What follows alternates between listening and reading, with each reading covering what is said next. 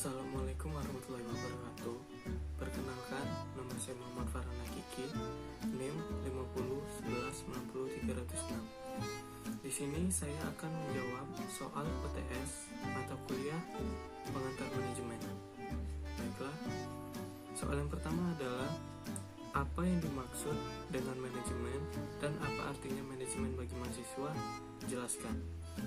Secara umum, manajemen adalah suatu proses di mana seseorang dapat mengatur segala sesuatu yang dikerjakan oleh individu atau kelompok.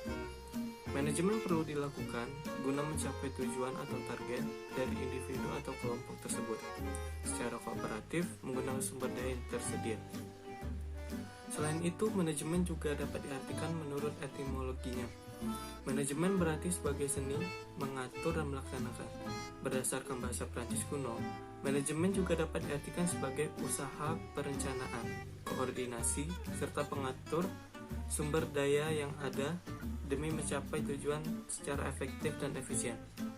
Pentingnya manajemen bagi mahasiswa, salah satunya adalah untuk membantu mahasiswa mengatur waktu mereka.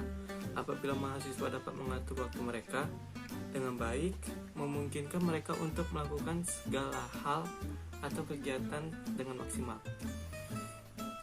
Soal yang kedua adalah, andaikan Anda adalah seorang pengusaha yang akan mendirikan sebuah perusahaan, jelaskan tahapan tujuan perusahaan mulai dari top manajemen hingga low manajemen, dan jelaskan apa arti pentingnya manajemen dalam suatu organisasi secara umum.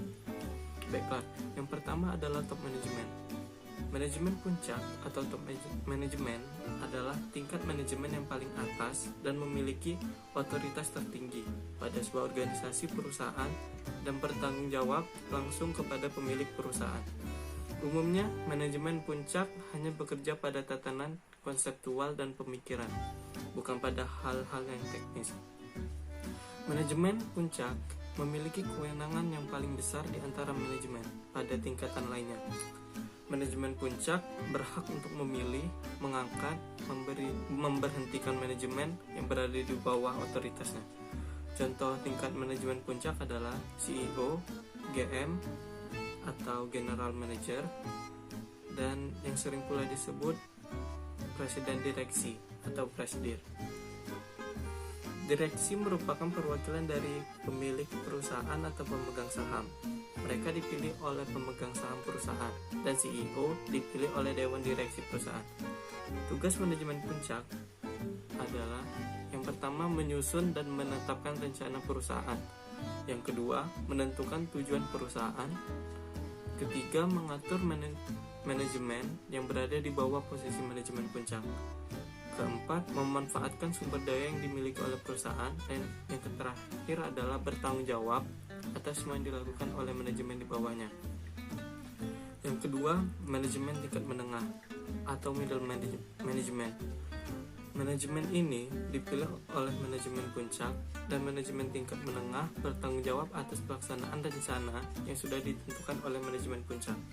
Berbeda dengan manajer puncak, manajer tengah cenderung bekerja mengandalkan kemampuan manajerial dan hal teknis, kurang membutuhkan keterampilan yang sifatnya konseptual.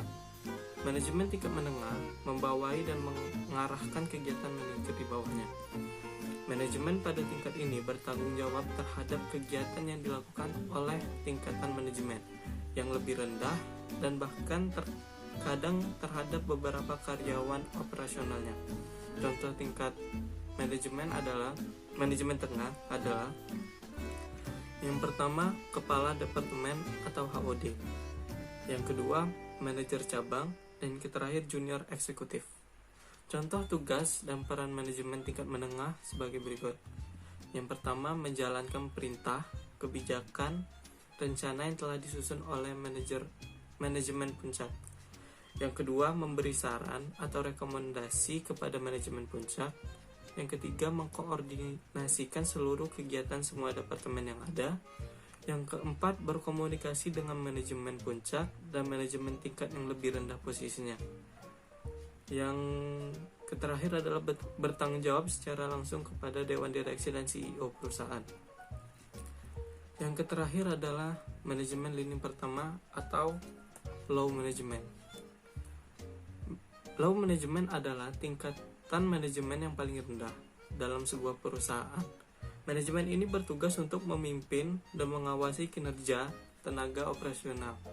Karena salah satu tugasnya mengawasi karyawan, manajemen tingkat pertama bekerja menggunakan keterampilan teknikal dan kemampuan komunikasi. Kemampuan konseptual hampir tidak dibutuhkan oleh manajer ini. Contoh manajemen tingkat pertama adalah mandor atau pengawas, atau sering disebut dengan supervisor. Mereka dipilih oleh manajemen tingkat menengah. Mereka juga bagian dari manajemen operasional yang terlibat secara langsung dalam proses produksi dan bertanggung jawab untuk menyelesaikan rencana dan tugas yang diberikan oleh manajemen yang lebih tinggi. Contoh kegiatan yang dilakukan manajemen pada tingkat pertama adalah yang pertama, mengarahkan dan mengendalikan karyawan atau pekerja. Kedua, mengembangkan moral para karyawan. Ketiga, menjaga hubungan baik antara manajemen tingkat menengah dan para pekerja. Keempat, menginformasikan keputusan yang diambil oleh manajemen kepada para karyawan atau pekerja. Selain itu, manajemen tingkat pertama ini memberi informasi mengenai kinerja, hambatan atau kesulitan, perasaan, tuntunan ataupun hal lainnya dari para karyawan atau pekerja. Dan terakhir, menyusun rencana harian, mingguan serta bulanan, dan tidak menyusun rencana jangka panjang. Pentingnya manajer dalam sebuah organisasi adalah yang pertama untuk mengatur segala sesuatu yang ada dalam organisasi kedua, dan yang kedua sebagai pemimpin dalam tim organisasi itu.